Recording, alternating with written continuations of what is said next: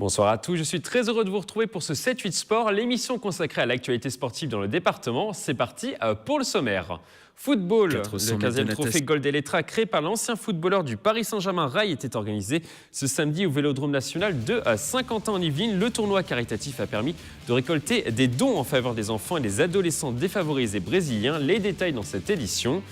Baseball, les Cougars de Montigny-le-Bretonneux vont reprendre le championnat le 8 avril prochain. Coup de projecteur sur le recrutement, la rénovation du stade Jean Maréchal et les ambitions du club pour cette saison 2018. BMX, le Vélodrome National de Saint-Quentin-en-Yvelines va accueillir du 31 mars au 1er avril une manche de la Coupe du Monde. Une compétition qui sera un avant-goût des JO de 2024. Nous recevrons dans cette émission l'entraîneur de l'équipe de France, Mickaël Violent, et le pilote de BMX, Romain Mailleux. Coup de projecteur à présent sur les principaux résultats sportifs du week-end dans le département.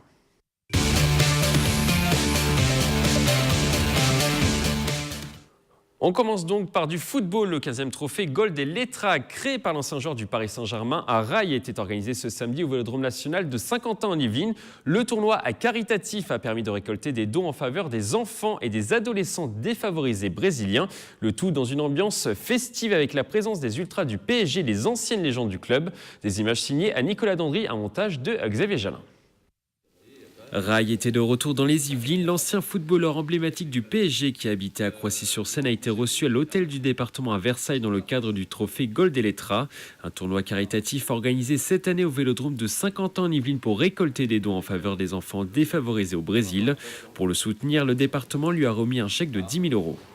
C'est essentiel pour qu'on puisse continuer. Gold Elettra va avoir 20 ans. Plus de 20 000 enfants et jeunes sont déjà passés.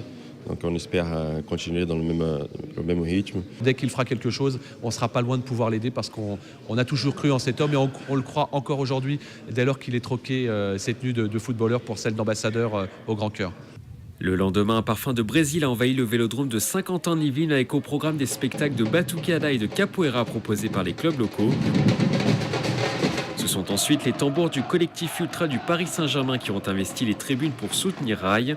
Les supporters n'ont pas hésité à remettre un chèque de 2 000 € à la fondation. Ça fait plusieurs années qu'on va voir l'association de Rail. Et voilà, on est présent à chaque année et voilà, c'est important pour nous. Sur le terrain de futsal, les aficionados du PSG ont pu revoir des joueurs qui ont marqué les travées du Parc des Princes, comme Laurent Fournier, Eric Rabezandratana ou Bernard Mendy. Tout simplement parce que c'est une bonne initiative. J'ai été content que Rail m'appelle, un ancien de la maison, et c'est pour une bonne cause. Au travers d'un match, on arrive à récolter des fonds, à rassembler aussi beaucoup de personnes. Et c'est vrai que c'est toujours bien, c'est pas grand-chose, c'est qu'une journée, on donne de nous sur un terrain. On se retrouve également entre anciens footballeurs, entre anciens parisiens. Une dizaine d'anciennes gloires qui ont eu du mal à terminer la rencontre physiquement, mais l'essentiel était ailleurs pour cette 15e édition. C'était très positif. Tous les buts étaient atteints. C'est mobiliser les sociétés, les partenaires, les collaborateurs aussi, faire l'intégration. Vu le succès rencontré cette année, le trophée Gold Elettra et Rail pourrait revenir l'année prochaine au Vélodrome de Saint-Quentin-en-Yvelines.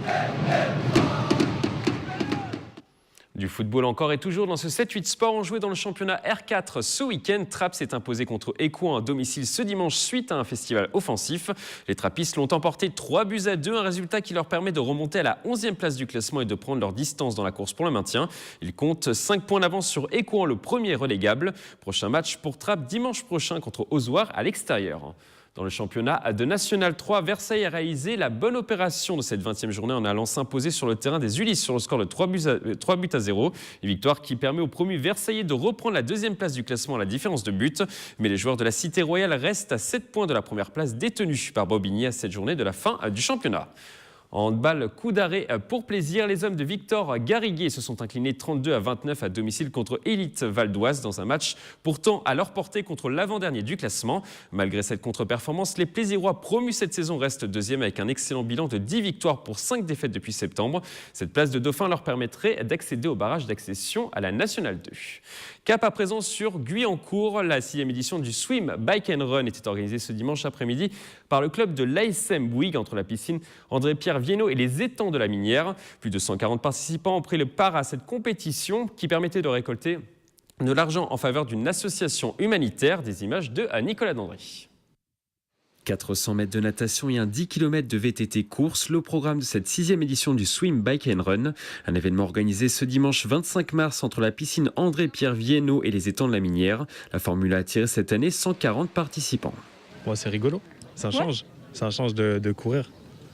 On n'est pas des gros nageurs, donc on n'attend rien de très spécial de cette course. Il n'y a pas beaucoup de compétitions en fait qui font des swim run and bike, ou bike and run. C'est plutôt du bike and run seul ou plutôt aquathlon, c'est-à-dire natation et course à pied. Mais ce principe de triathlon en piscine, c'est pas mal. À la différence d'un triathlon classique, la compétition se dispute en duo. Une bonne complémentarité est donc nécessaire entre les deux coéquipiers pour faire la différence dans l'épreuve. Il ne faut pas que le binôme s'engueule, qu'ils s'entendent bien. Il faut aussi qu'ils soient de taille à peu près semblable parce qu'il y a un vélo pour deux. Et puis la bonne stratégie, c'est peut-être d'étudier aussi la stratégie en bike and run, c'est-à-dire la prise des relais, puisque alternativement, les deux coureurs sont sur le vélo et courent. Après une quarantaine de minutes d'effort, les premiers participants passent la ligne d'arrivée. Fatigué, crevé. Ouais, ça a été un peu dur sur le début et puis après la fin encore plus. Mais ça a été, c'était agréable. On a donné ce qu'on pouvait et on est satisfait. Oui, ouais. On se satisfera de ce qu'on a eu en tout cas. Une 7e édition devrait être organisée l'année prochaine avec comme principal objectif de battre le record de participants de l'épreuve. En 2015, 200 courageux s'étaient inscrits pour le rendez-vous. En rugby, Plaisir n'a pas réussi à créer l'exploit contre le 7e Saint-Denis, presque assuré mathématiquement de se maintenir dans le championnat de Fédéral 2. Les Plaisirois se sont inclinés 34-15 ce dimanche dans un match sans pression. Les joueurs de Sébastien Roncalli gardent leurs 9 points d'avance sur Arras qui s'est incliné 39-7 contre Drancy. Enfin, toujours en rugby, le Sky a réussi à remporter de précieux points de son déplacement à Brétigny. Les Saint-Quentinois se sont imposés 22-19 lors de la 17e journée du championnat Honneur. Une victoire qui leur permet de sortir de la zone de relégation avec 2 petits points d'avance sur le RC Paris 15. Prochain match pour le Sky dimanche prochain à domicile contre Ministère Finances. Un mot de boxe à présent. Ahmed El Moussaoui, originaire de La Verrière, n'a pas fait de détails lors de sa première sortie de l'année ce week-end au Palais des Sports de Marseille. Ce samedi soir, l'Yvelinois a signé la 28e victoire de sa carrière contre le Hongrois Gabor Gorbic dans une confrontation en 8 rounds. Les juges l'ont tous déclaré vainqueur au point. Ce résultat permet au boxeur de se maintenir à la 19e place mondiale dans la catégorie des poids mi-moyens. Ahmed El Moussaoui pourrait combattre d'ici le début de l'été. Du baseball maintenant dans ce 7-8 Sport. La saison de première division va reprendre le 8 avril prochain et une équipe fait figure de favorite. Je veux bien sûr parler de Montigny-le-Bretonneux. Pour nous parler du club, nous recevons sur ce plateau le coach Rodolphe Lemeur et le nouveau joueur de l'équipe Gabriel Do-Cormeau. Bonsoir. Bonsoir. Alors vous allez reprendre la compétition le 8 avril, je le disais précédemment, contre Paris. Est-ce que vous êtes prêt, Rodolphe ? On est prêt, on a tout mis en œuvre encore cette année pour la préparation, qu'elle soit physique. On a un nouveau terrain et on a fait un recrutement à la hauteur de nos ambitions. Du côté des joueurs, est-ce que vous êtes prêts ? Est-ce que vous vous sentez prêts ? Oui, on se sent prêt, on se donne à fond dans l'entraînement. Au match, ça se passe toujours bien, au match de préparation, l'équipe elle est prête. Donc là, vous avez fait une grosse préparation, vous le disiez précédemment. Est-ce que c'était le point sur lequel vous pêchiez peut-être dans le passé ? Est-ce qu'il y a plus de rigueur cette année ? On se donne toujours plus de rigueur d'année en année. C'est vrai que la préparation de l'année dernière déjà avait été plutôt efficace. On l'a vu par nos résultats. On a fini quand même 4e au classement, qui est pas mal pour un club qui remontait de division. Mais cette année, c'est vrai qu'on a eu à cœur encore de mettre encore plus de niveau, en tout cas dans cette préparation, oui en effet, parce que les objectifs aujourd'hui, en tout cas pour cette saison, sont beaucoup plus hauts, on va dire. Alors vous avez fait un match le week-end dernier contre Savigny, on a vu les images à l'instant. Est-ce qu'il y a une différence entre les matchs amicaux et la compétition ? Est-ce que ça va être différent le 8 avril prochain ? Bien sûr, le match amicaux, c'est plus la préparation et le vrai match, il y a toujours la rivalité. Les deux équipes ont envie de progresser dans le championnat et tout, alors ça donne toujours un truc en plus. Il y a plus d'intensité dans les matchs en oui, compétition. tout à fait. Les matchs de préparation sont faits aussi pour nous, coach. On fait des essais, on bouge les joueurs sur le terrain, on voit un peu, on connaît leur position.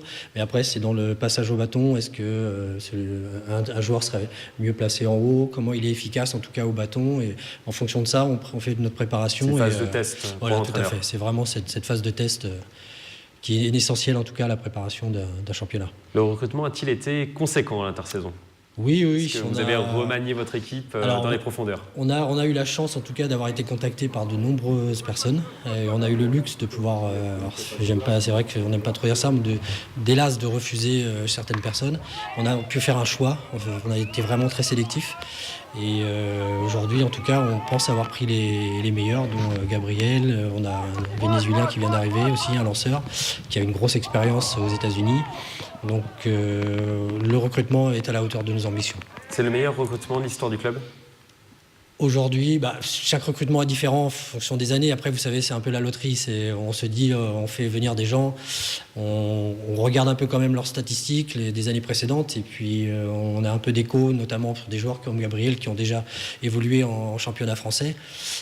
Mais après, oui, on pense qu'aujourd'hui, on a fait un des meilleurs recrutements depuis le début de la création du club. En tout cas.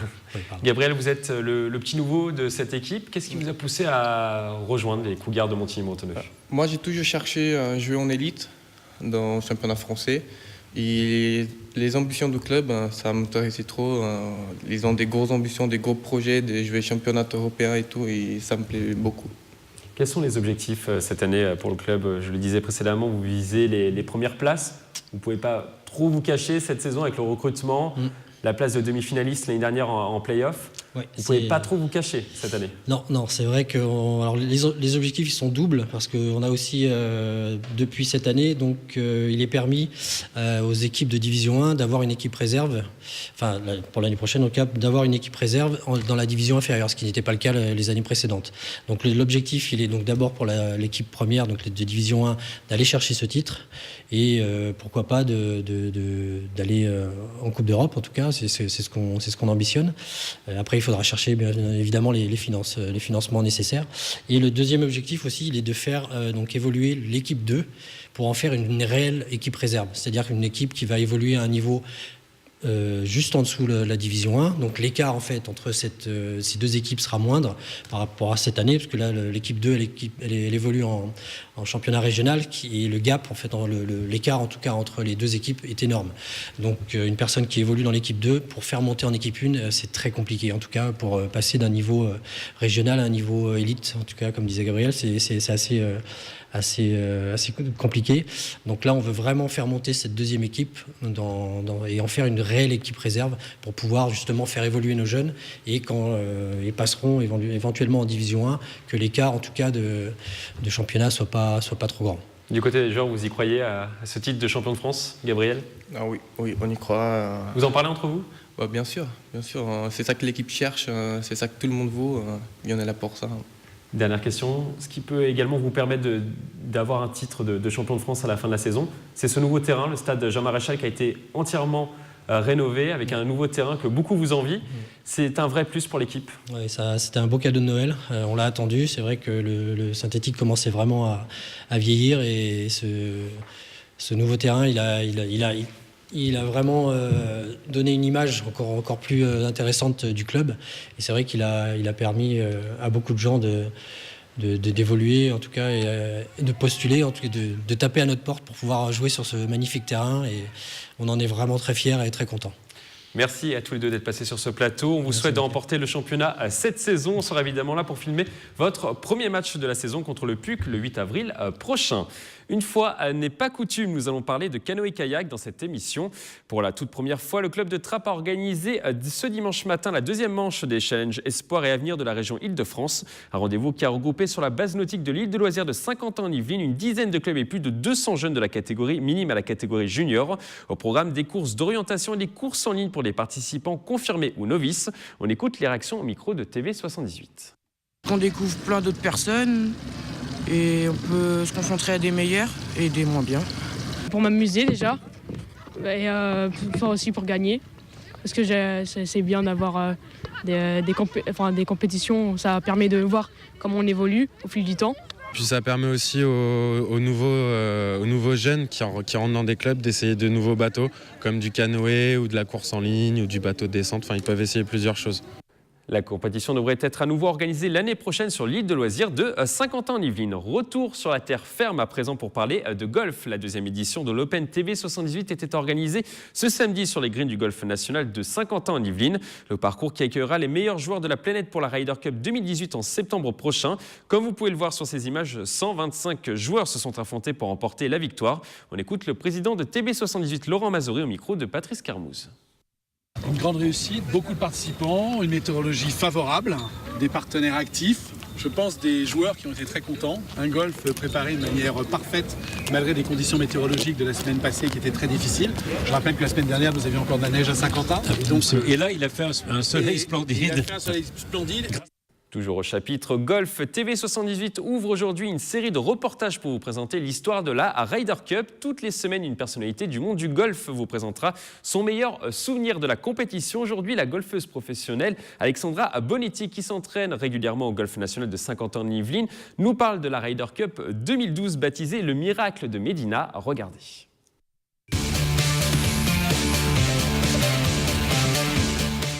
« 2012 à Medina, aux États-Unis. Donc à l'époque, j'étais en fac américaine et donc je l'ai regardé avec toutes mes coéquipières de l'équipe. On était 3 européennes et tout le reste américaines, bien sûr. Donc on était un petit peu en infériorité numérique, mais du coup c'est ça qui a apporté un petit côté sympa à l'événement. Et donc en fait, après les 2 premiers jours de double, l'Europe, elle était menée de 4 points, 10-6.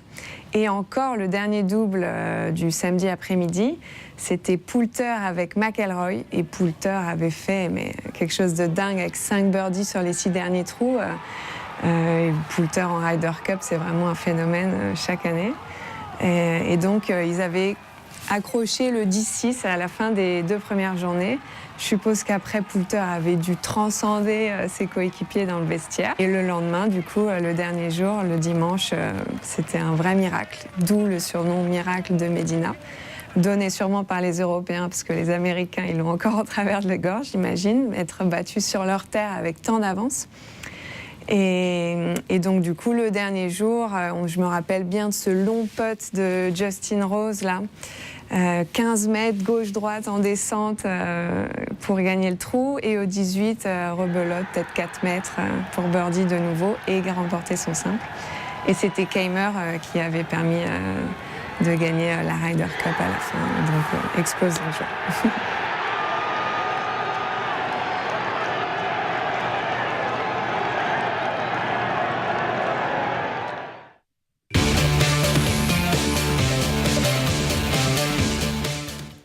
On passe maintenant à l'agenda de ce week-end.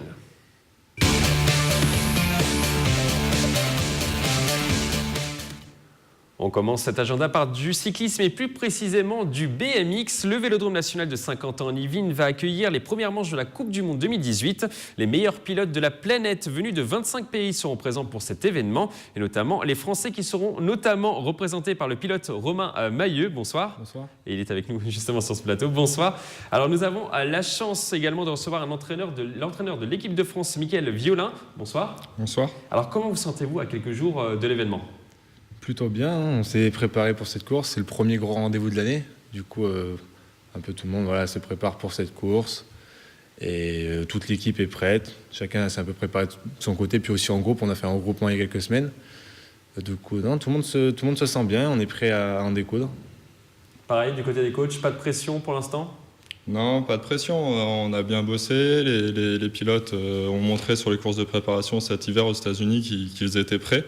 Avec pas mal de podiums et de victoires sur nos derniers déplacements aux États-Unis au mois de février. Comme on a dit, les athlètes se sont retrouvés au début du mois pour préparer au mieux cette ouverture de Coupe du Monde. Et aujourd'hui, aussi bien les athlètes que le staff, on est prêts pour cette ouverture de saison. Et pourquoi le Vélodrome a été sélectionné pour organiser cette manche de Coupe du Monde ?